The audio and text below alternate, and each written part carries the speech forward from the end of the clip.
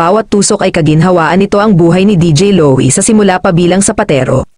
Ang buhay ng mga sapatero ay maaaring magkaiba depende sa kanilang sitwasyon. Marami sa kanila ang gumagawa ng sapatos sa kanilang mga tahanan o maliit na tindahan. Ang ilan ay maaaring kasama ang kanilang pamilya sa negosyo. Sa kabila nito, maaaring maging challenging din ang industriya ng sapatos sa mga lugar depende sa demand at iba pang factors.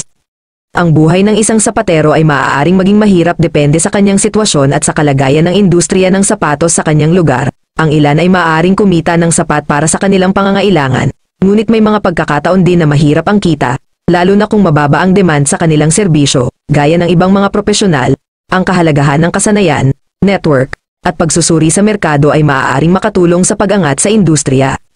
Oo, malaki ang ambag ng mga sapatero sa lipunan. Sila ang nagbibigay serbisyo sa paggawa at pagsasaayos ng sapatos, isang pangunahing pangangailangan ng mga tao. Ang kanilang kasanayan ay nagbibigay hindi lamang ng trabaho kundi pati na rin ng kaginhawahan sa maraming individual. Bukod dito, ang tradisyon ng paggawa ng sapatos ay nagtataglay ng kultura at kasaysayan na nagpapayaman sa lipunan.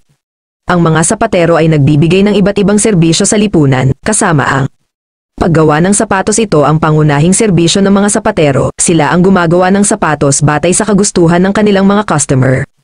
Pagsasaayos ng sapatos. Binibigyan din ng mga sapatero ng serbisyo ang pagsasaayos ng mga lumang sapatos o mga nasirang bahagi nito, na nagpapahaba ng buhay ng produktong ito.